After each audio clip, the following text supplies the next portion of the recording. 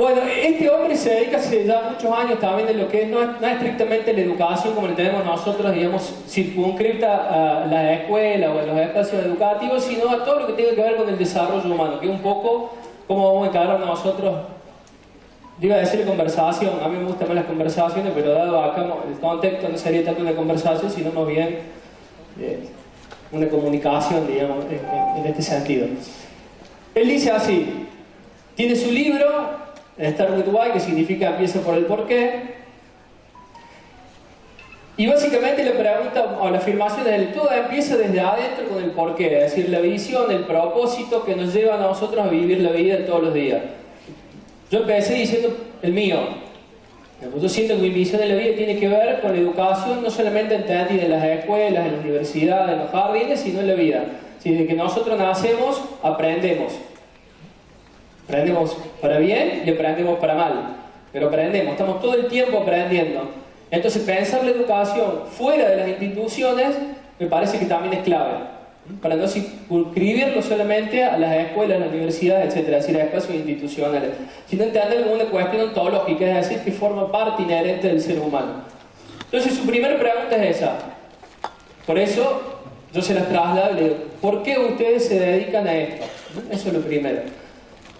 Y después va y dice, bueno, hay un qué, hay un cómo y hay un por qué. ¿Qué es el trabajo que haces? ¿Cómo haces el trabajo que haces? ¿Y por qué la visión que te lleva a hacer el trabajo que haces? Según él, así empiezan los seres humanos a empezar, o comienzan de esa forma a definir su propósito en la vida y se salen de solo hago las cosas porque me dijeron que tenía que hacerlas, porque bueno, yo cumplí determinada edad, tengo que ir a la universidad y tengo que tener un título y trabajar y tener hijos y bueno, y después la vida es eso. Entonces, resignificar un poco el propósito vital es la primera pregunta por la que deberíamos comenzar nosotros. ¿Cuál es mi misión en la vida? ¿Por qué? Ahí estamos nosotros, con Rosaura. Mi futura esposa por el rito de los 4 elementos ahora en enero, en un café que ya no existe más y que había letras. Y como recién estábamos por empezar el tema de la escuela, ni siquiera estaba, ni el espacio estaba la idea, estaba desarrollado el PA y el PCI, encontramos esas letras, faltaba una C, entonces quedó educación con S, pero lo importante es el propósito. ¿Por qué? Amor por la educación. Y ahí está como con signo de pregunta, ¿no? Es decir, ¿uno hace esto solo por amor a la educación? En parte sí. Por lo menos para mí en parte sí. Pero no es todo. Esta foto fue en el 2016. Yo me siento mejor ahora que en el 2016. ¿Conocen ese ISO logo? ¿De qué es?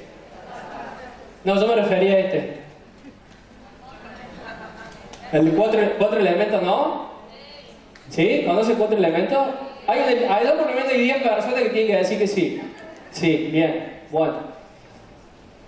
Howard Baer fue director ejecutivo de Starbucks y fíjense que hasta dónde puede llegar la pasión por lo que uno hace y cómo a veces lo que uno hace no es el motivo por lo que lo hace, sino es una excusa para hacerlo. ¿Me explico o fue muy equilombado? Un trabalengua, bien, perfecto, bien. Es decir, uno cree que hace algo por una cosa y se da cuenta que no, que esa es la excusa para hacer algo mucho más profundo y entrañable. Entonces él, que estuvo 20 años en Starbucks, escribió un libro que se llama No es por el café, como título. Entonces diría, este tipo un demente, porque estuvo 20 años, digamos, trabajando como CEO y otros 20 como empleado, o sea, 40 años dedicándose a algo que no era el motivo. Y es muy bonito, digamos, y es obvio en algún sentido, dice, no estamos en el emprendimiento del café que se sirve a las personas, sino que estamos en el emprendimiento de las personas que sirven el café. Otro trabajo muy interesante, pero que pone el eje donde están las cosas.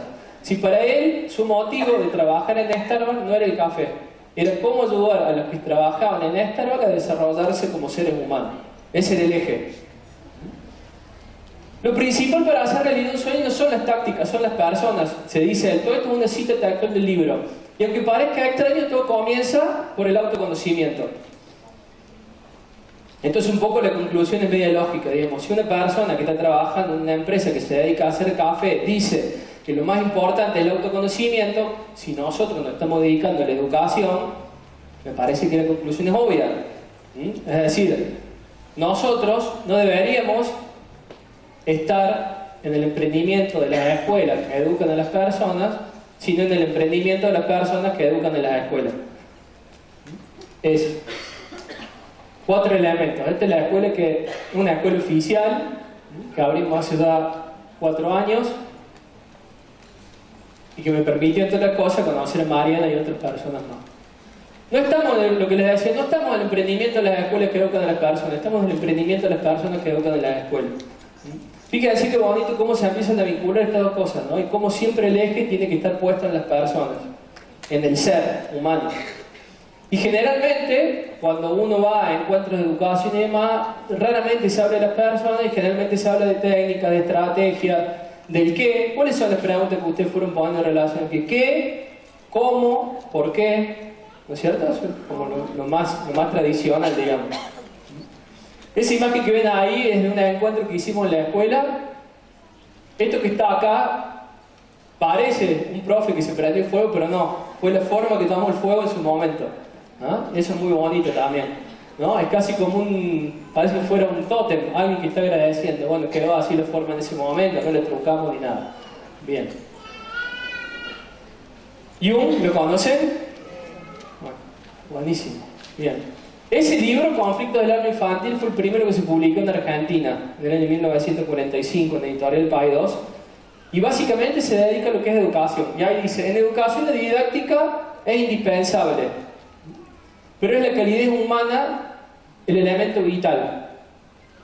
Se recuerda del educador y educadora que sabía hablar y escuchar al ser.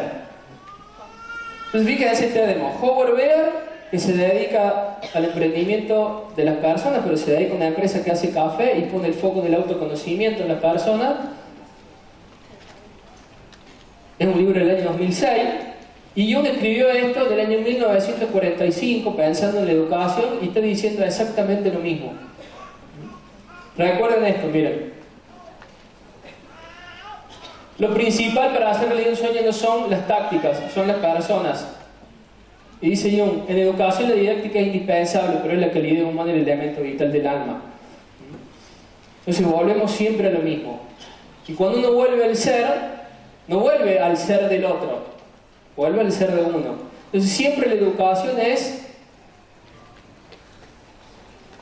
preguntarse por el ser. Heidegger escribió un libro que se llama Ser y Tiempo. Sartre escribió otro que se llama El ser y la nada. Son libracos inaccesibles, muy delirantes, hablan, son miles de páginas. Y yo me tomé el atrevimiento de decir, ¿qué es el ser? Una unidad en permanente búsqueda de equilibrio constituida por 4 elementos. De paso hacemos publicidad en la escuela. 4 elementos. Los 4 elementos en realidad es una idea presocrática, es decir, de los filósofos anteriores a Sócrates. ¿Saben cuál fue el primer filósofo de la historia de Occidente? Un profe de filosofía. ¿Alguien que haya leído con atención el currículum? ¿No? Tales de Mileto. El teorema de Tales. ¿Se acuerdan del teorema de Tales? ¿Sí? ¿Cómo dice? ¿No? No, yo tampoco me acuerdo, así no lo voy a repetir, pero es el teorema de Tales. Ese fue el primer filósofo. ¿Cuál es el quiebre? El paso del mitos al logos. Es decir, a partir de Tales de Mileto, siglo V a.C., ya las personas no piensan a través del mito, sino a través del logos. Pensamiento, razón, palabra. 4 elementos.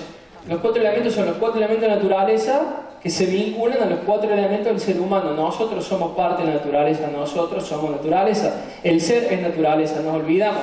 Entonces siempre decimos, tenemos que cuidar la naturaleza, como si la naturaleza fuera algo que está por fuera de nosotros. Eso es lo primero. Tierra, nuestro cuerpo. Aire, el intelecto. Agua, las emociones. Fuego, el espíritu. ¿Por qué es imprescindible esto de cara a las 3 horas que todavía nos quedan de encuentro? ¿Por qué es imprescindible? Porque va a girar todo en torno a esto.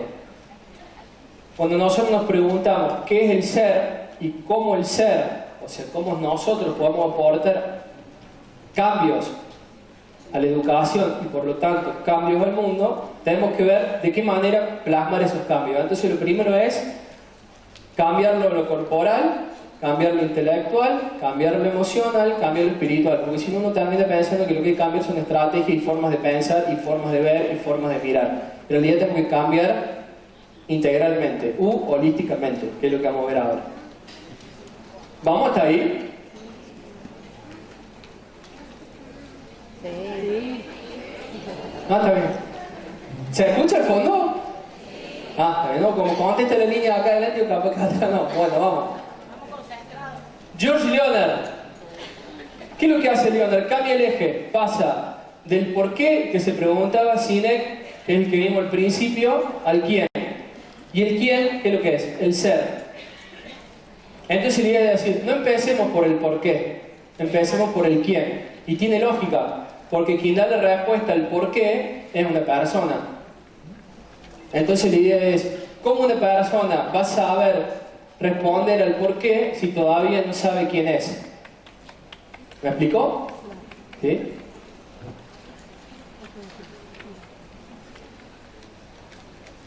La traducción en inglés sería start with who en lugar de start with why. Por eso ahí el juego es. Esa es la etapa de su libro, Educación y Éxtasis, en un libro del año 68. George Leonard fue piloto de avión, fue educador, fue escritor, un poco como Saint-Exupéry, el que escribió El Principito. Y él dice así, casi siempre nos preguntamos qué, cómo y por qué. Y casi nunca nos preguntamos quién. Cuando ustedes escribieron al principio sobre qué, ¿quién escribió quién?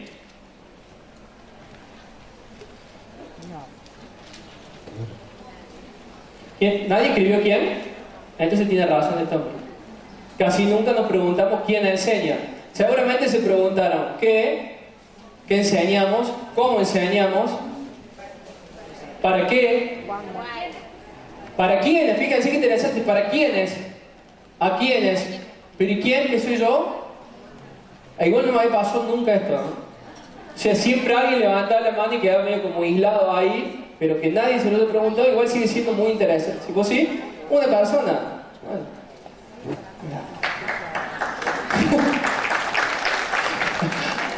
Una persona, bien. Digo, esto es fundamental, digamos, ¿no? Y es interesante que siempre pase, para que veamos de qué manera nosotros como educadores siempre estamos poniendo la capacidad para cambiarnos y cambiar la educación siempre afuera de nosotros. Siempre hay algo que está afuera de nosotros que tiene que cambiar, excepto nosotros. Y vamos a llegar a algo esencial, que lo vamos a ver más adelante, yo se lo voy a anticipar algo, la importancia de la terapia. Y pensar en la educación como un camino terapéutico.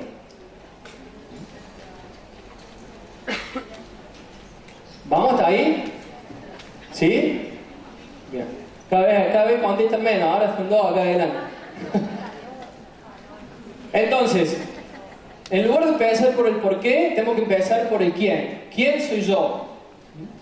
¿Y de qué manera? En los 4 elementos. Tengo que pensar de qué manera puedo mejorarme como ser humano en lo corporal, en lo intelectual, en lo emocional y en lo espiritual. Es la única forma de cambiar la educación para cambiar el mundo. Por eso es tan importante esto. Y dice George Leonard en este libro que es hermoso.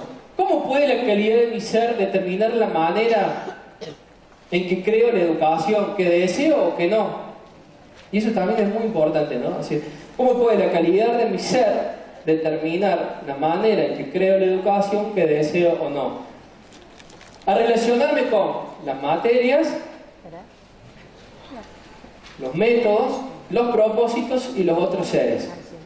Entonces estamos cambiando absolutamente el eje a que generalmente lo solemos trabajar. Siempre pensamos de afuera hacia casi adentro, y acá estamos preguntándonos básicamente por el adentro hacia afuera.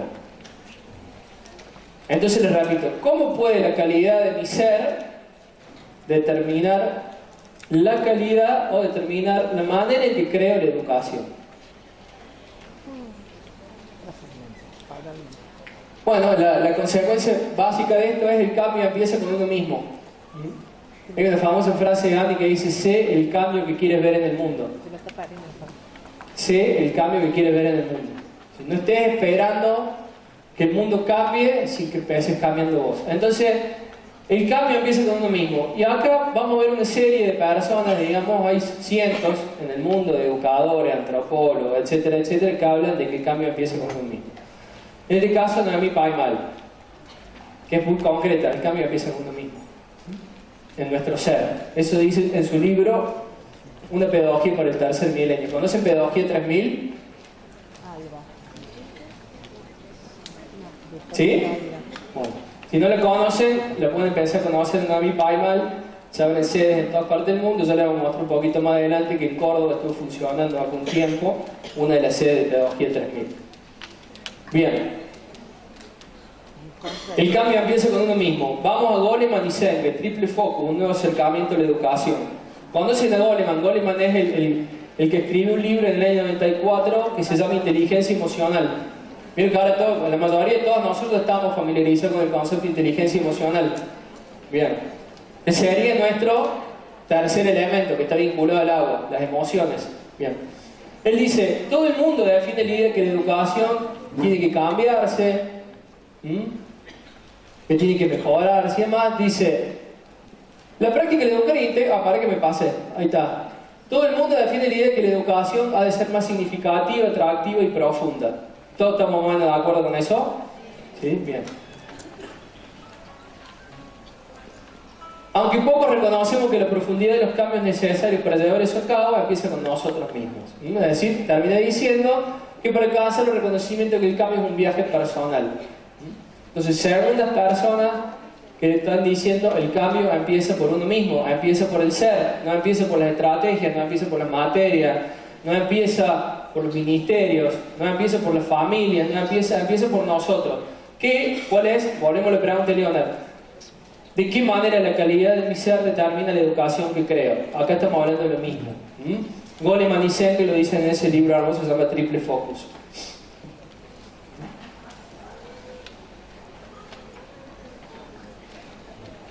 Humberto Maturana, ¿lo conocen Humberto Maturana? Chileno. Bueno, lo mismo. La práctica de educar, y acá empieza él a definir lo que es la educación holística. La educación holística son 4 dimensiones, como vimos hace un ratito. ¿Quieren que suba un poquito el aire acondicionado? ¿Sí? A eso sí contestaron todos. Muy bien, bueno, me encanta. Quiere decir que están escuchando, eso es importante. Está faltando aire, por eso no respondían, eso es. Bien. El cambio empieza con uno mismo. La práctica de educar integra experiencias vividas con nuestros alumnos, lo corporal, intelectual, emocional y espiritual, prácticamente la misma definición que después va a dar más adelante Claudio Naranjo sobre esto. La educación holística es eso. Holo significa totalidad. ¿Y cuál es la totalidad que nos integra? Lo vemos al principio, esos 4 elementos. Bien. Usen estas experiencias, dice, en este gran momento de cambio que vive la humanidad, un cambio que no es ni tecnológico, ni político, ni social, sino espiritual, personal. Entonces, volvemos a esta idea, el cambio empieza con uno mismo, lo cual significa dejemos de buscar soluciones afuera de nosotros. Lo que pasa afuera de nosotros puede de alguna manera ayudarnos o no, pero no determina que la educación mejore. ¿Están de acuerdo con eso? Bueno, buenísimo, me encanta. Porque realmente dicen, más o menos. Bien.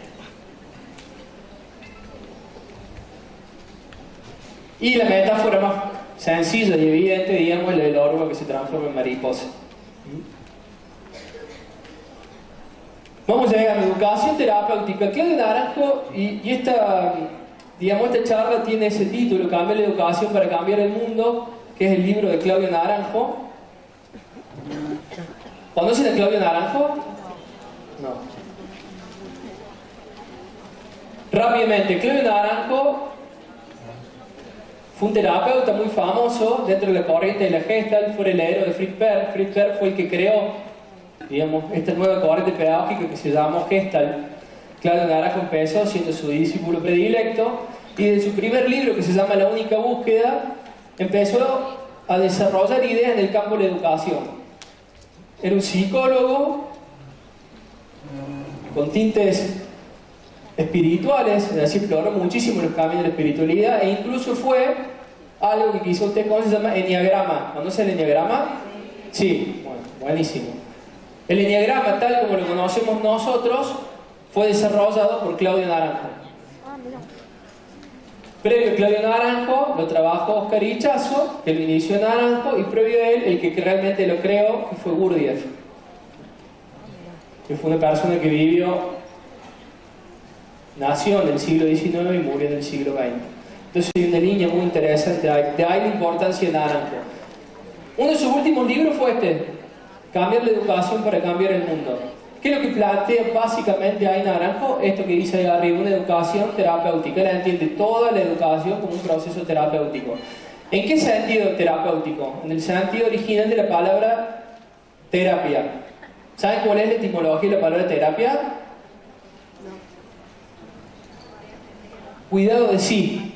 Es terapein. Significa cuidado de sí mismo.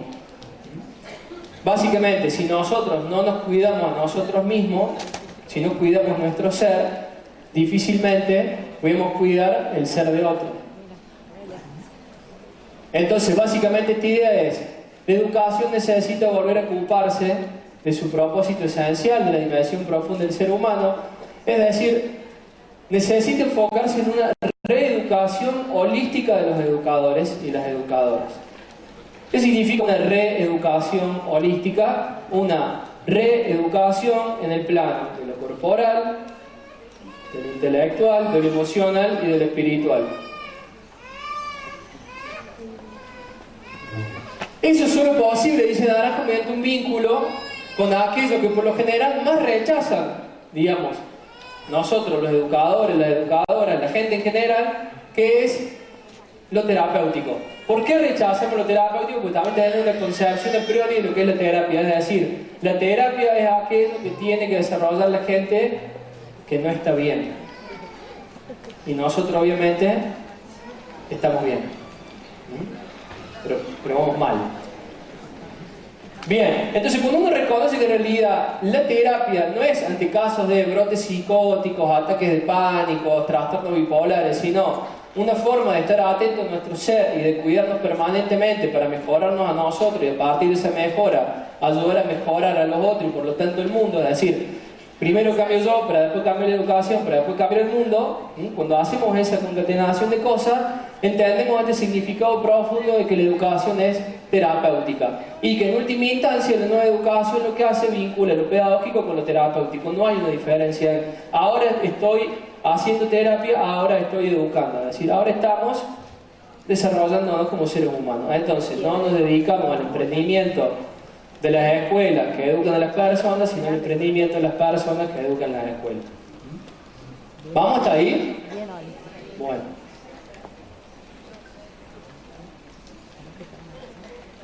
Dijimos que el foco estaba puesto en el quién, no en el qué, no en el cómo, no en el por qué. ¿Por qué? Porque todas estas tres, qué, cómo y por qué, se desprende del quién. Cuanto más conciencia tenga de mí mismo, más posibilidad voy a tener de responder a estas preguntas. De qué materias enseñar, cómo enseñarlas y por qué enseñarlas. Pero primero necesito un profundo autoconocimiento, un conocimiento de mí mismo. Todo eso está muy chiquitito, casi ni se lee. Y es a propósito, porque generalmente cuando uno llega a esta parte de decir, bueno, pero ¿y qué puedo hacer yo para mejorar? Digamos, generalmente lo primero que uno se le viene con lo que está más vinculado a decir, bueno, ¿qué hago? Digamos, voy al psicólogo. ¿Ah? Mira, mira lo rápido que eso, mientras está escuchando ya está sacando turno con un psicólogo. Es muy impresionante eso también lo que genera en esta charla, eso me encanta, digamos. Pero fíjense, miren la cantidad de cosas que podemos hacer, y que de hecho hacemos muchas de nosotros, digamos, de nosotras, para mejorar la calidad de nuestro ser. Y ahí tenemos de todo, es decir, Tenemos enneagrama, tenemos biodanza, tenemos el método Hoffman, tenemos las constelaciones aplicadas de Hellinger, tenemos lo que es el enneagrama, tenemos el yoga, tenemos la meditación, tenemos el arte. Es decir, hay muchísimas maneras que nosotros tenemos de mejorarnos a nosotros mismos. ¿Por qué es tan importante esto? Yo voy a volver lo mismo una y otra vez y voy a ser monotemático. No va a mejorar nunca la educación si no mejoramos nosotros como personas. Ni siquiera nos pensamos como educadores o educadoras, maestros o maestras, seres humanos. Y ahora vamos a ir llegando paulatinamente a la diferencia entre la educación que nosotros entendemos y que nos hemos educado y que definimos como mecanicista o industrial, y la propuesta de una educación holística. Entonces, todas estas cosas que tenemos acá, la euritmia, la meditación, la bioenergía, etcétera, son formas de mejorar nuestro ser. No solamente de forma de mejorar nuestro pensar, nuestro ser. El cuerpo, el intelecto, las emociones y el espíritu. Bien. Dice Naranjo, ya es hora de que pasemos de una educación basada en la transmisión de información a una educación holística basada en el desarrollo integral del ser humano. Todo esto se va desprendiendo, entonces se dan cuenta que estamos yendo de adentro hacia afuera. Primero definimos el quién y ahora empezamos a entrar en la educación general. Vamos primero de lo particular a lo general. Dice esto Naranjo en Cambiar la educación para cambiar el mundo. Ya es hora de que pasemos de una educación mecanicista centrada en la transmisión de información a una educación holística centrada en el desarrollo integral del ser humano. Y ahora sí, después de toda esa introducción larga sobre el quién, sobre el ser, sobre los 4 elementos y demás, sí podemos trazar una diferencia entre una educación mecanicista y una educación holística. Básicamente, una educación mecanicista es homogénea, es verticalista, está centrada solamente en la parte visual, ¿se dan cuenta? Es cuantitativa, piensa en los términos docentes alumnos, es informativa, directiva, su estructura es rígida, castiga y sanciona. Todas esas son las características de una educación mecanicista. Mientras que una educación holística, el pensarse desde el punto de vista del ser y de ese holos, recuerden que holístico viene de holo, que significa totalidad, cambia absolutamente el eje.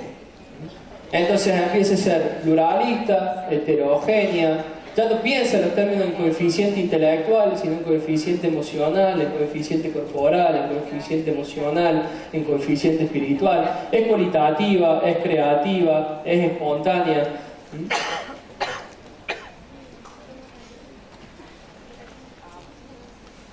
Y hay algo ahí, de todo eso que está ahí, en cuanto a diferencias, que nos va a llevar a algo que es sumamente importante, porque generalmente cuando nosotros vamos avanzando en esto, uno termina diciendo, sí, eso está bonito, pero porque lo dice Naranjo, lo dice Maturana, lo dice Goleman, Noemí Paimal, Ken Robinson, etc. Pero ¿qué pasa con el marco legal del Ministerio de Educación? ¿Me acompaña a mí el Ministerio de Educación para llevar todo esto a cabo? No. Claro que sí. Y ahora lo vamos a ver. Esto está, ¿no? ¿Esto está? ¿Conocen a Frato? Sí. Francisco Tonucci, de la Ciudad de los Niños.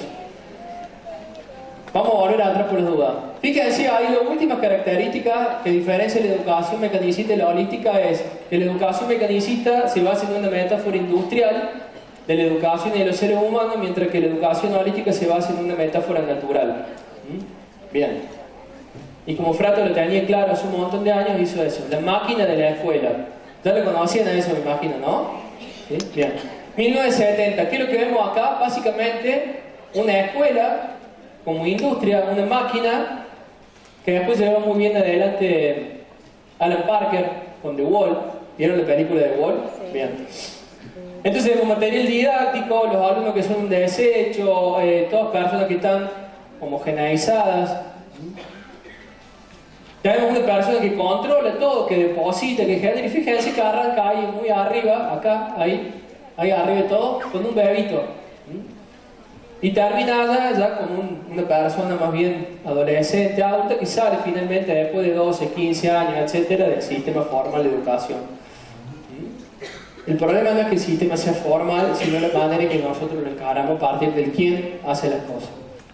Entonces, esta es la metáfora, digamos, de la educación mecanicista, una metáfora industrial. Frato de nuevo, 8 años después de eso, dice, un día los pupitres florecerán. Entonces fíjense como en la misma persona tenemos las dos metáforas, la metáfora industrial y la metáfora natural. ¿Lo conocían a este también? Bueno, buenísimo. En el 78, cuando Argentina sale campeón del mundo. Una escuela alternativa, pero pronto. O sea, venimos avanzando de una manera tal de adentro hacia afuera que ya nos permitimos pensar en una escuela alternativa. ¿Están de acuerdo ustedes con que la escuela tiene que ser alternativa? Sube un poquito el volumen. ¿Están de acuerdo con que la escuela tiene que ser alternativa? No están seguros. ¿A qué le llamamos alternativa? Bien, vamos por ese lado. Pobrecito, ahí lo ven que está agarrado el banco, está atado el banco. Ahí está la pregunta, ¿necesitamos una educación alternativa? ¿Esto lo conocían también? No sé para qué viene, porque conocen todo al final. Bueno. Leen, dice, ¿no? Es decir, para que la selección, tenemos animales con distintas capacidades, o sea, tenemos personas con distintas capacidades, y básicamente lo que hace la educación industrial es, le enseñamos a todos las mismas materias, el qué, de la misma forma, el cómo, y por el mismo motivo que es, tiene que pasar de año porque la educación es obligatoria. Y no vas a entrar a la universidad si no termina el inicio del primario o el secundario.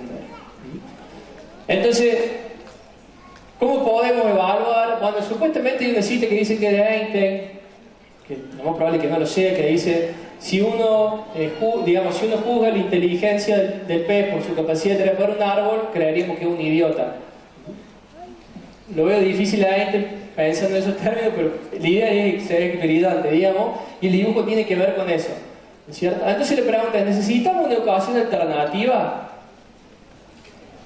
Hay como la duda, mi respuesta personal es no, no necesitamos una educación alternativa. ¿Por qué? Porque lo que necesitamos es una educación integrativa. Y la educación integrativa, y esto no es una sutileza de lenguaje o un guiño lingüístico, digamos, es algo que es profundo y que si ustedes van para atrás, fíjense que una de las características de la educación holística es que sea integrativa, distinto a la mecanicista que es fragmentaria, divide todo en compartimentos. Tenemos una materia por acá, otra materia por allá, tenemos un profe que enseña de una forma, otro que enseña de otra. Mientras que la educación holística busca integrar, mancomunar. Por eso es importante esto. Entonces, ¿necesitamos una educación alternativa? Mi respuesta personal es no, necesitamos una educación integrativa. ¿Y qué significa una educación integrativa? Primero, compartirles, esa es una imagen. ¿Conocen algo de alquimia? Alquimia, ¿no? Vieron que está como de moda ahora la palabra alquimia. Básicamente, generalmente se la asocia a la transformación, digamos, del metal espurio en oro. Eso llevado en términos psicológicos significa nuestra capacidad de transformarnos, de mutarnos, de mejorar. Para nosotros nuestros metales pesados serían todas aquellas cosas de nosotros que ya no nos sirven para mejorar como ser humano, en lo que estamos anclados. Y el oro sería nuestra capacidad de sacar de eso lo mejor. O en la canción de Cerati sería sacar belleza de este caos es virtud. Eso sería la alquimia. Y esa es una imagen del siglo XV donde se ve la energía masculina y la energía femenina. Es decir, nosotros como seres humanos, y acá volvemos a Jung, independientemente de que uno sea hombre o mujer, está constituido por una energía masculina y una energía femenina. Lo que es masculino, Jung le llamaba animus, y lo que es femenino le llamaba anima. Esa es nuestra energía. Y la energía masculina y femenina está en toda la naturaleza, en todo el mundo. Por ejemplo, el fuego y el aire, en los 4 elementos, es energía masculina. El agua y la tierra es energía femenina. El invierno y el verano son energías masculinas la primavera y el otoño es energía femenina, y así todo, ¿no? Todo en la vida es de esa forma. Por eso, una educación integrativa sí, no alternativa. ¿Seguimos? Ese es nuestro marco legal, y por eso yo le decía que si uno realmente, digamos, toma conciencia de la importancia de cambiar de una educación mecanicista a una educación holística, no solamente estamos avalados por nuestro marco legal, sino que además nuestro marco legal nos está proponiendo que tenemos que hacer eso.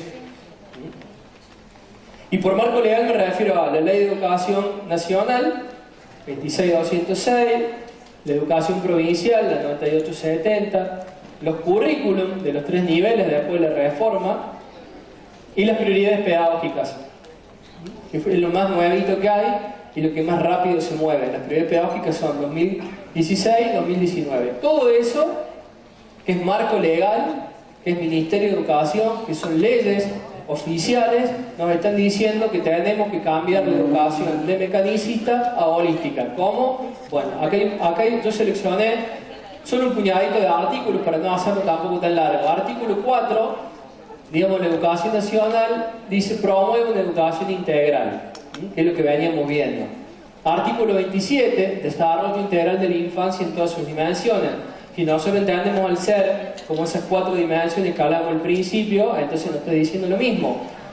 Artículo 20, capacidad creativa y placer por el conocimiento. Capacidad creativa y placer por el conocimiento. Usted se imagina un niño diciendo, amo ir a la escuela, me fascina la escuela, siento un placer por el conocimiento. ¿Sí? Entonces dice, hijo, empezó el verano, no me importa, quiero ir a la escuela porque siento placer por el conocimiento. Es extraordinario, ¿no es cierto? Es bellísimo. ¿Y se puede lograr? Por supuesto que sí, por supuesto que sí. De tal forma que nosotros en 4 elementos hablamos de enero, febrero, marzo, los niños y las niñas no se quieren ir de la escuela, duermen en la escuela, es brillante.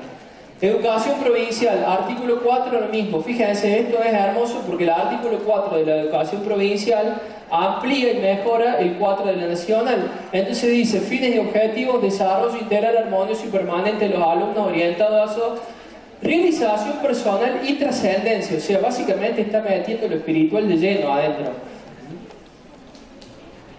Entonces, si todo esto está, y no es que uno tiene que interpretar forzosamente, no, están diciendo, para la realización personal y su trascendencia. Entonces la pregunta es, ¿por qué seguimos haciendo las cosas dentro de un paradigma que está obsoleto y que no solamente destruye el amor por la educación, destruye la forma en que nos vinculamos nosotros con nuestra profesión? Pues yo hace ya 10 años que trabajo en educación, he escuchado miles de docentes hablar, y son muy pocos y muy pocas las que sienten realmente amor por su trabajo y además de decir, siento placer por levantarme todos los días para ir a la escuela. Me fascina ir a la escuela. Los sábados me confundo, me levanto y cuando me cambio, no, hoy es sábado, hoy tengo que descansar. No suele pasar eso, ¿no? Y eso que causa gracia, en un punto también es medio duro. Porque estar haciendo todos los días algo que uno no ama hacer, o que uno dice, yo lo amé, cuando lo elegí lo amé, ¿qué me llevo ahora? Es como cuando uno se pone en pareja, ¿no? Es decir, pasan un día y decir, ¿cómo me enamoré de esto? Y bueno, esa es la pregunta, decir, ¿cómo? Y fíjense que se trapula, decir, ¿cómo me enamoré de esta escuela? ¿Cómo me enamoré de la educación? ¿Qué pasó en ese momento? ¿No? Bien, ¿qué pasó? Mi respuesta es, hemos abandonado el ser.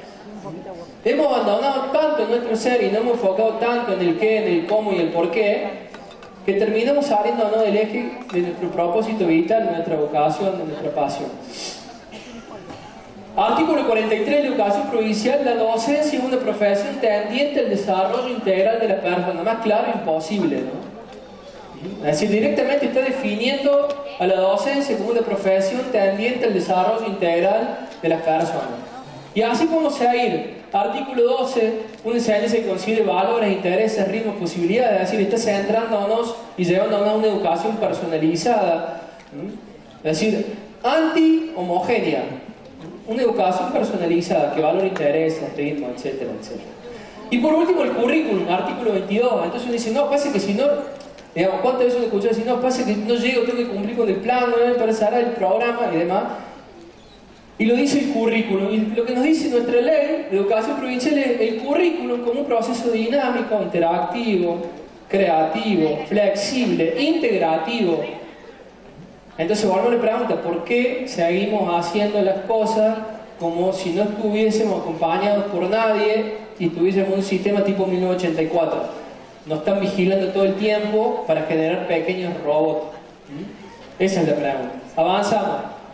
Educación integrativa alternativa. Vamos a los diseños. Diseño de nivel inicial, de primaria y de secundaria. En la primaria, los niños tienen una visión holística. Yo cuando leí eso no lo podía creer.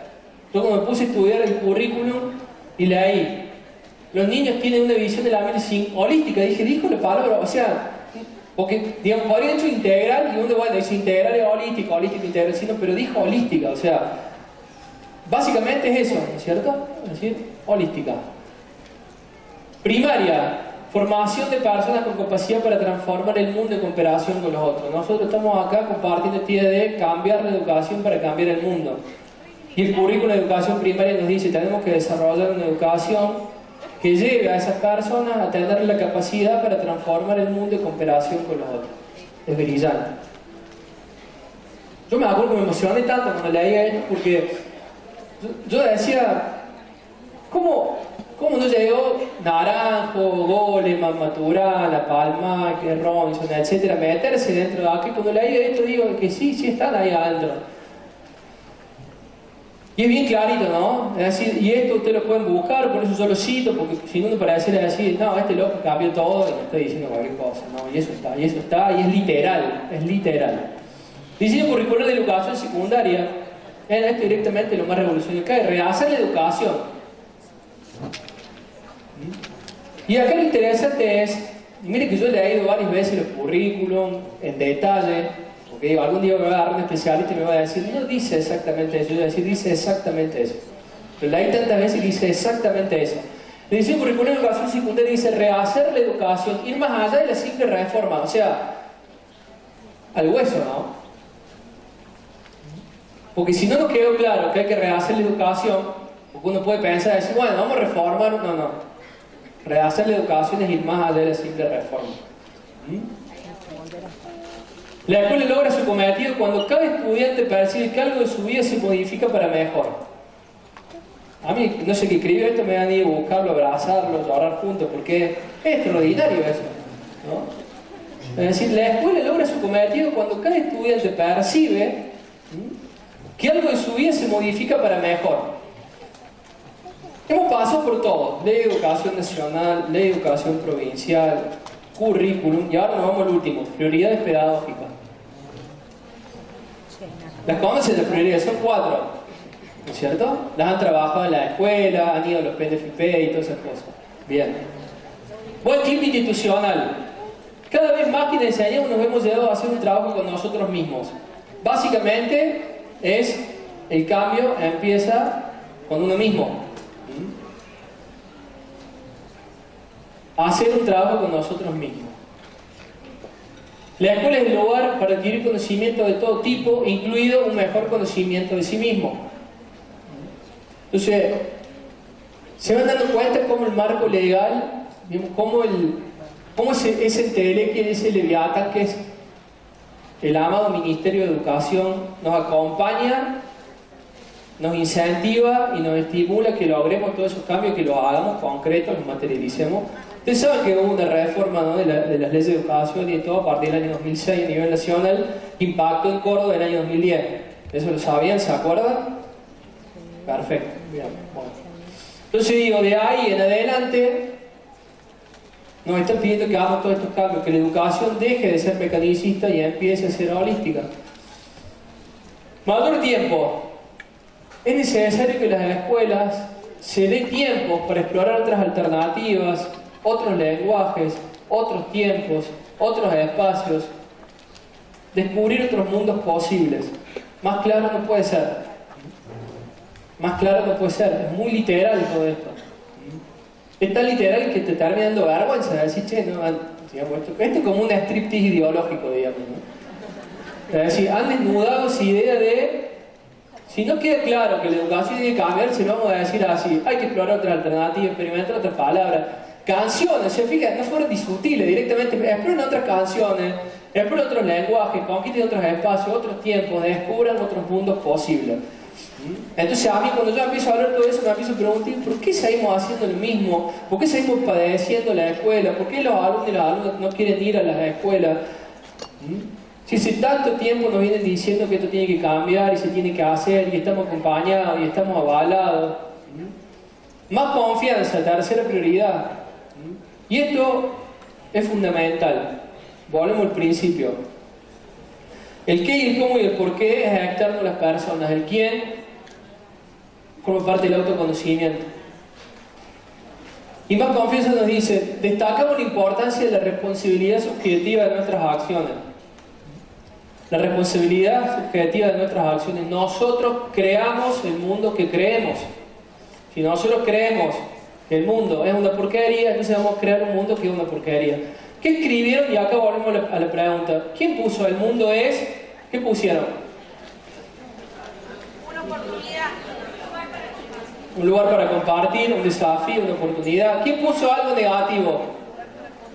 ¿Quién puso, por ejemplo, el mundo es una porquería? El mundo... ¿Vos sí? ¿Ah? Mi mundo es mi familia. Bien. Y acá hay una parte que es muy importante que está vinculada a esto. Ahora lo que tienen que hacer es reemplazar el mundo es tal cosa por yo soy. Entonces lo que ustedes pusieron en relación al mundo es lo que ustedes perciben en relación a ustedes. Si ustedes pusieron, por ejemplo, el mundo es un desafío, la nueva oración sería yo soy un desafío. Si uno puso el mundo es una porquería, urgentemente saque turno del psicólogo porque no está teniendo una buena percepción de sí mismo. ¿Vamos hasta ahí? Bueno. ¿Vamos hasta ahí? ¿Vamos? Bien.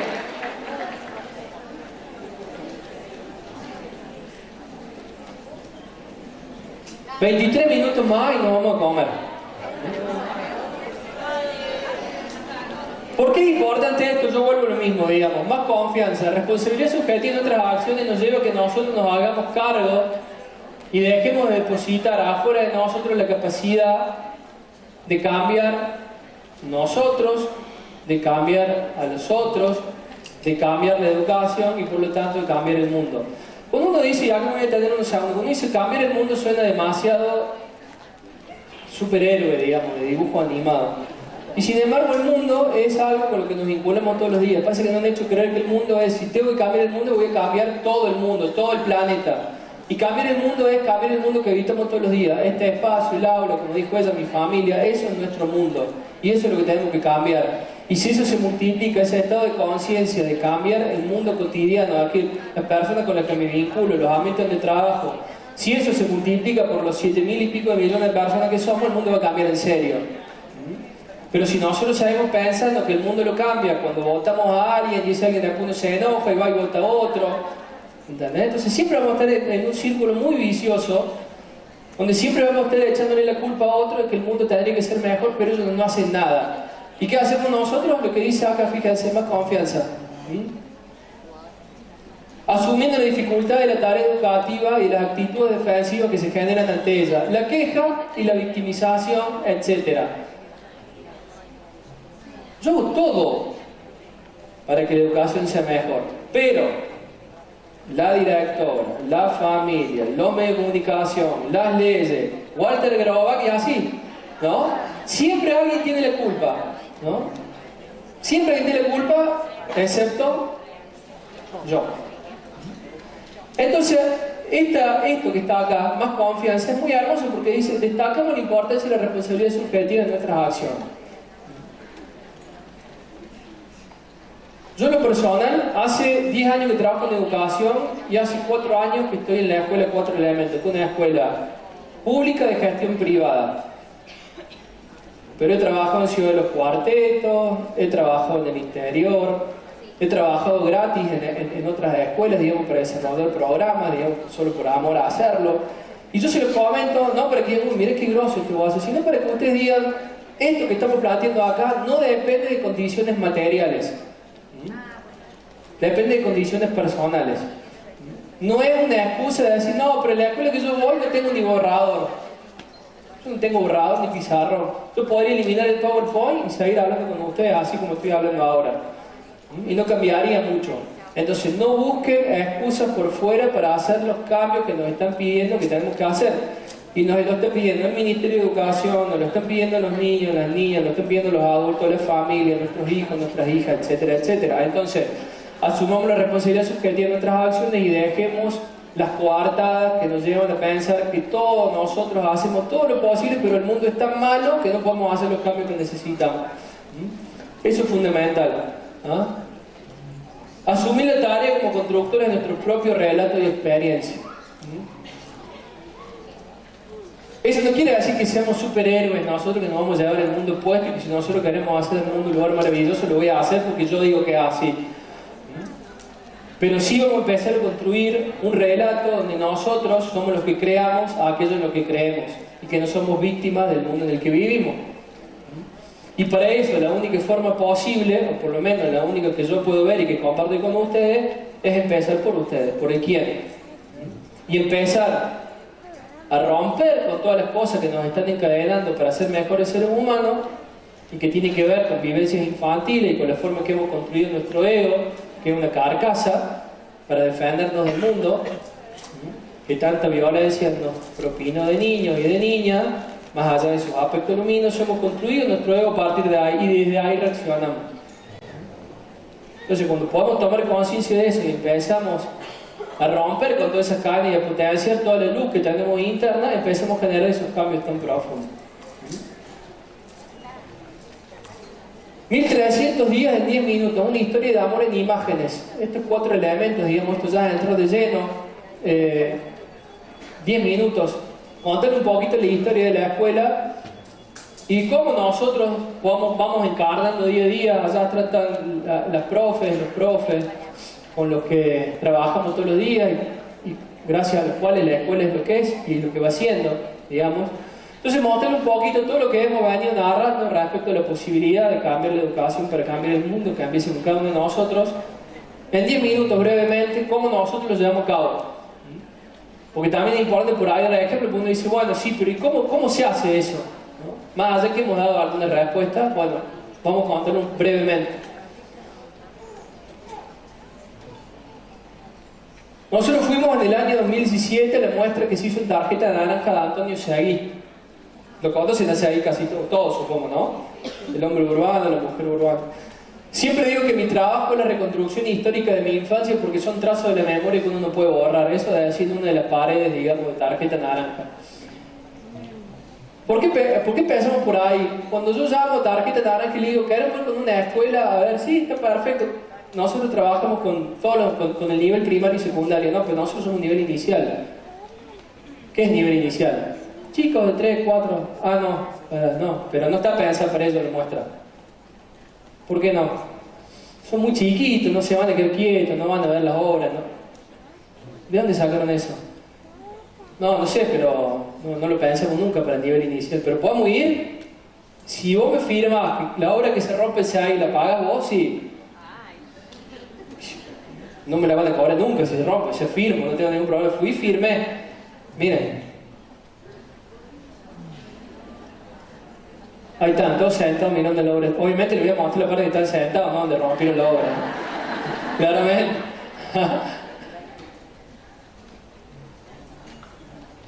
Ese también somos Rosaura y yo. Es el que próximamente 4 de enero, año 2016.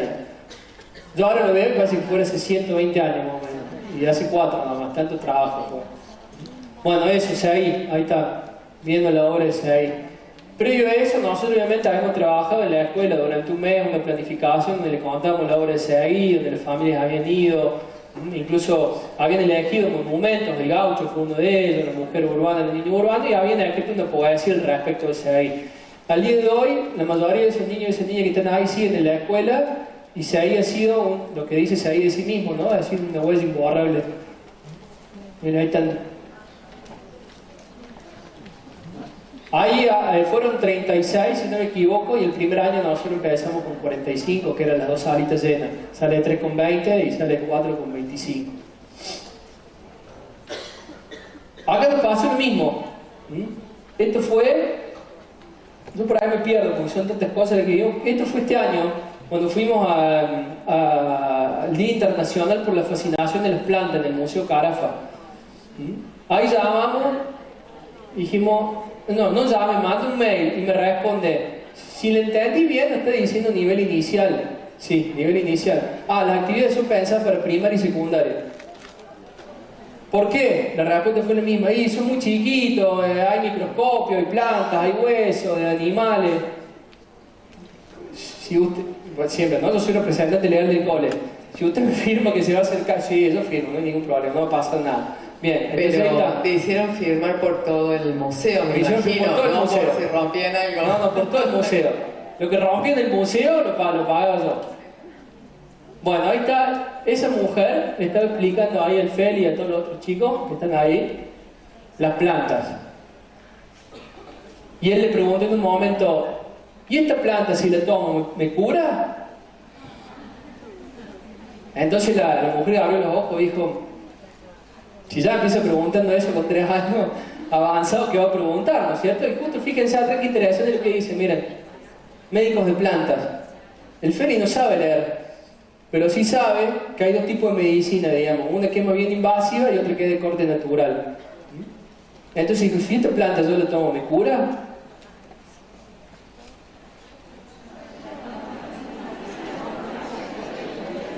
Eso le dijimos, miren, en algún momento vamos a hacer una presentación ante muchas personas, pongan cara de que están fascinados y pusieron esa cara. Ahí estaban viendo eso que creo que se ve algo ahí atrás, miren. Eso que sale de atrás como unos huesos no es de la profe de Gisela que está ahí. Es de unos dinosaurios. Entonces ahí había una muestra de dinosaurios y nos mostraban cómo esos dinosaurios interactúan con las plantas que había en esa época. Por eso estaba. Y claro, eran réplicas de hasta 8 o 9 metros, entonces estaban como no podían creer lo que estaban viendo. Y además nosotros le dijimos, no hagan ruido porque están durmiendo. Y si ustedes hablan se van a levantar y no van a tener que ir. Entonces miraban ahí como que allá hay. Bueno. Adiestrados. Estaban exactamente, pero con amor, siempre con amor. Bueno, miren, hicieron cola durante 10 minutos, todos ahí, y cada uno, eso que está ahí es Eve, una mamá del cole, para mirar por el microscopio. Entonces toda la gente decía, ¿pero cuántos años tienen estos niños, estas niñas? Y hay de 3, de 4, de 5 y de 6. Y uno dice, ¿pero por qué se quedaron quietos? Digamos, son niños y se mueven. Nunca nadie fue a decirle, de hecho una de las premisas nuestras es, y como veíamos en relación a la diferencia entre educación mecanicista y holística, es que los niños y las niñas necesitan moverse. Entonces la escuela propone y genera un aprendizaje a través de lo kinésico, que es el movimiento, además de lo visual y lo auditivo. Pues nosotros aprendemos de 3 formas, o sea, una programación neurolingüística, la historia y la humanidad. Viendo, oyendo y moviéndonos. Y como nosotros era toda una experiencia de ir, moverse, caminar, circular por los espacios, ahí están ellos, ¿no? Donde llega un momento de yo me moví tanto, hicimos una ronda, yo conmigo, etc. Bueno, ahora vamos a ir a hacer una cola para ver por el microscopio. Y como cada uno, cuando hacía, gritaba como alucinado, imagínense que muchos adultos por ahí nunca tuvieron ni siquiera un contacto con un microscopio, imagínense eso a los 3 años y ver una cosita así, lo veían así gigante. Es más, querían como agarrar y no podían, ¿no? Era muy bonito ver eso. Eso es ahí también en el Museo Carafa, en la parte de afuera, ahí hicimos una ronda. Nosotros somos obsesivos con la ronda, con la palabra amor y con los 4 elementos. Estamos todo el tiempo haciendo eso. ¿Cómo uno agarra a un niño del cole y le pregunta, ¿cómo nos tratamos acá? Con amor, responde. Después va y le pega un cachetazo a una compañera, pero por lo menos dice, nos tratamos. Y uno dice, ¿por qué hiciste eso? Bueno, no, sí, ya sé, está mal, nos tratamos con amor. Pero por lo menos aquí se da internalizarse eso, ¿no? Entonces hicimos esa ronda, bueno, estábamos. Esas son madres que nos acompañaron. Los padres obviamente les cuesta un poquito más, por eso también son pocos hombres, etc. Bien. Todo eso que ven ahí es una laguna. Había césped, había tierra, digamos, ahí. Con el profe dijimos, bueno, hay que crear un ambiente natural en la escuela donde ellos puedan ver vida, digamos. Nosotros estamos justo atrás del Dino, y el Dino de Rodríguez del Busto tiene 22 hectáreas. Y era todo bosque eso. Era bosque. Obviamente ahora no es más bosque, digamos, ahora es shopping y son torres y demás. Entonces, de alguna manera era un proyecto para recuperar todo ese ambiente, digamos, esa flora y esa fauna, porque aunque parezca loco, la memoria celular de muchos animales hace que sigan yendo el lino como si fuese un bosque, y obviamente quedan como girando, ¿no? Así, ¿de dónde estaba el árbol donde no está más, digamos? Ahora tenés que ir a Milénica 2 si querés. Entonces va el pajarito y se pone ahí, bueno, es lo que hay, digamos. Entonces eso fue un proyecto de la web, de la laguna, se hizo la laguna y ahí hay 8 pececitos. Y están vivos todavía. Y eso fue muy impresionante para ellos porque vieron cómo en un lugar que era todo plano se cavó y ahora se genera vida y hay plantas y hay animales, etc. Bueno. Esa es una fiesta de los farolitos, digamos, que nosotros la hacemos por el solsticio, que es una fiesta que hemos tomado de países nórdicos.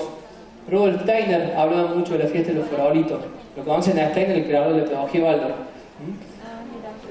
¿Lo conocen a Steiner? ¿Sí? ¿No? Bueno, Waldorf, pedagogía Waldorf, ¿sí? Bien, bueno, es el creador. La pedagogía Waldorf es por Rudolf Steiner y tiene que ver con que él la creó en los espacios de la empresa que hacía cigarrillos Waldorf Astoria. Fíjense cómo lo industrial con lo humano se unió ahí de forma muy bonita. Esos son los farolitos que hacen la familia y le ponen una vela adentro. Y básicamente tiene que ver con eso que nosotros venimos hablando acá, que todo comienza con uno mismo. Esa es la metáfora de nuestra luz interior y cómo podemos generar cambio. Y cómo la luz, cómo no hay luz sin oscuridad y no hay oscuridad sin un principio de luz. Por eso hablamos de una educación integrativa. Esos son los niños, las niñas, las familias alrededor de la fogata. ¿Vieron la imagen que decía, la que yo les dije que mostraba que salía así? Ese profe quemándose. Bien. Bueno, eso tiene que ver con esto. Miren, esta es otra imagen que se formó. Miren. Pasa un jinete. Esos son instantáneas que tomó la profe Gise del cole, del fuego. Y lo más emocionante es cómo el fuego, que es uno de los 4 elementos, nos está hablando. Y si uno captura esos instantes puede ver eso, ¿no? Porque para nosotros eso es la metáfora de la escuela, ¿no? Una persona que va firme en dirección hacia aquello que desea, ¿no? Eso por el día de la Pachamama, a recuperar un poco también ese ritual nuestro. Recordar también que la naturaleza y nosotros somos lo mismo. Es decir, cuando uno dice vamos a cuidar la naturaleza, no es vamos a cuidar algo que está por fuera de nosotros, vamos a cuidarnos a nosotros mismos. Nosotros somos naturaleza. Ritual de la Pachamama. Ahí está la profe de Roma.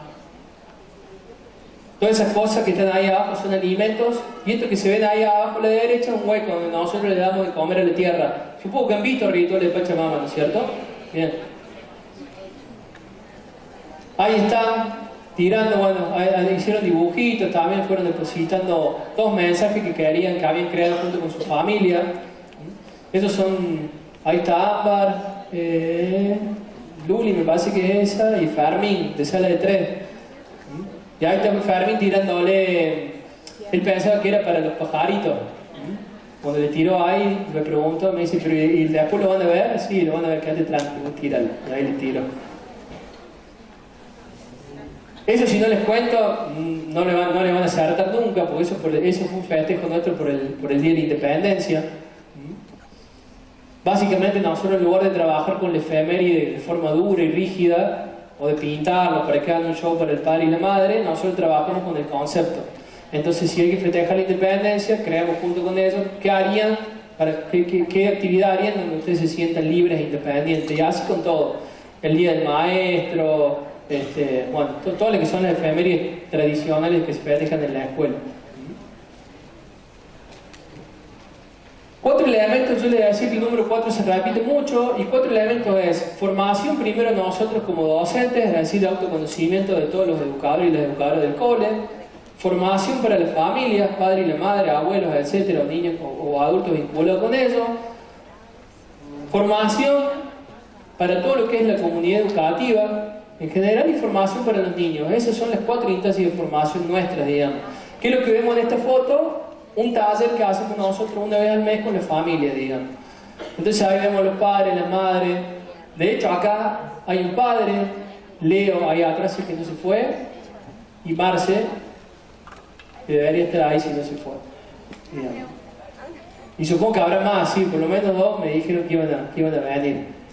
También obviamente absolutamente agradecido de él, porque Bueno, es otra forma de comprometerse con el cole. Entonces ahí estamos viendo una de nuestras líneas de información, que es formación para la familia.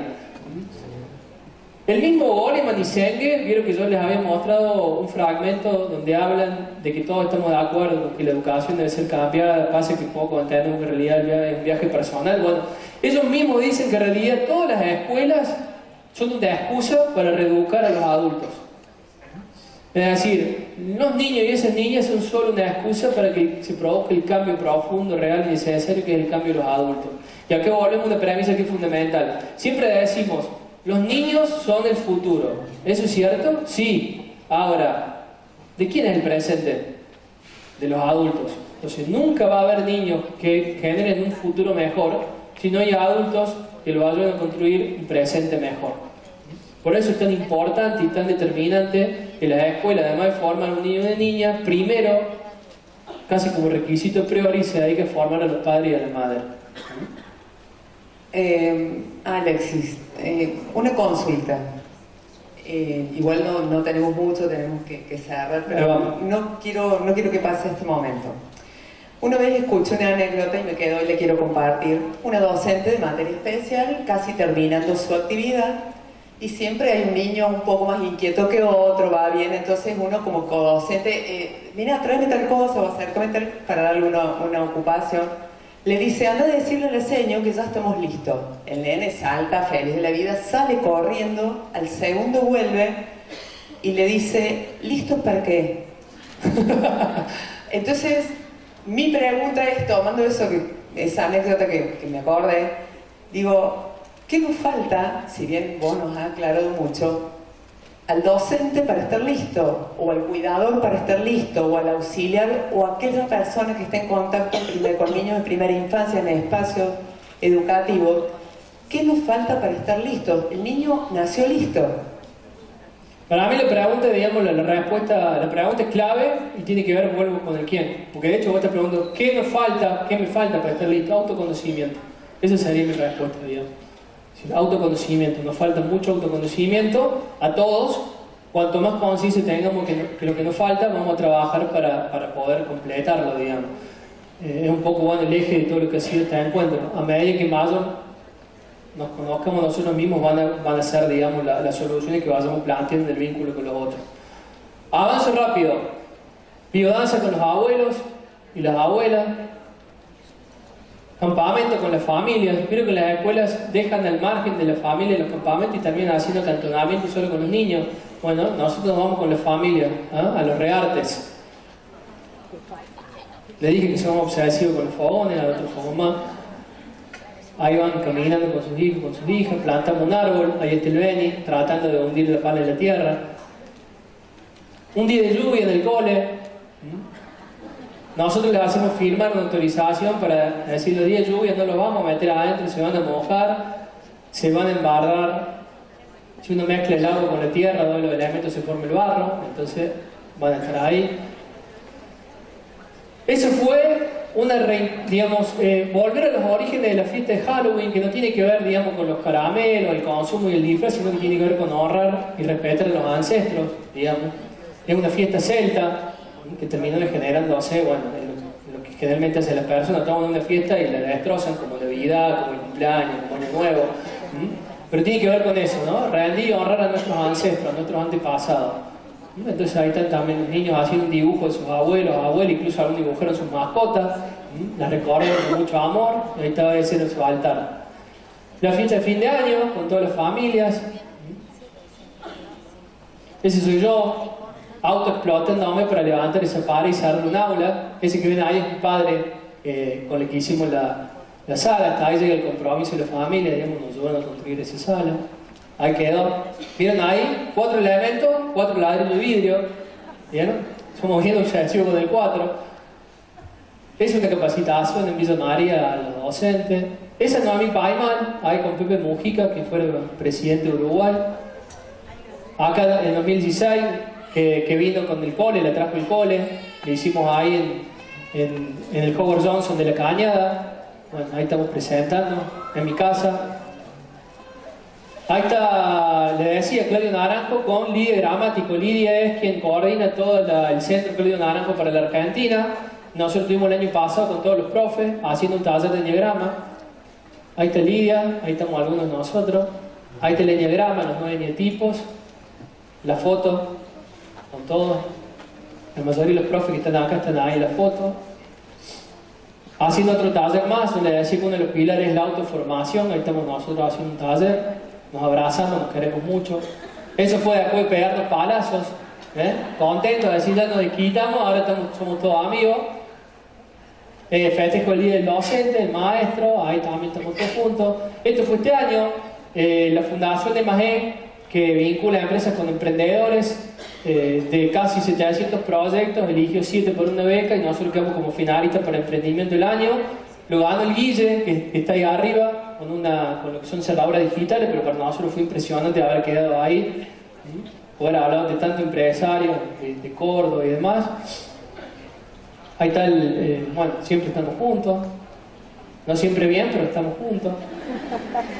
Y eso brevemente, digamos, ya cerramos, ya nos vamos, son 2 minutos más. Ese es un mensaje de una madre del cole a la vuelta del campamento. Digamos, ella le puso comunidad, trascendencia. Yo se los leo rápidamente: la quietud de estar sentado con otros en el pasto, el movimiento de un picadito, la energía de los juegos que nacen, la serenidad de la noche, la potencia del día, el silencio de una caminata, el mate compartido, hacer el fuego, preparar comida para todos, entre todos, tomar las manos, abrazar, ayudar, cuidar, jugar, escuchar, apreciar, contemplar, conocer, reconocer, trenzar, tramar, revelar, amar. Así en comunidad se devela lo trascendente. Somos la escuela de mis sueños. Esta es mi develación post-campamento. Infinitas gracias. Esto escribió la madre, nos llena a nosotros un montón de mensajes. De hecho, Leo, que está ahí, también nos escribió un mensaje precioso después del campamento.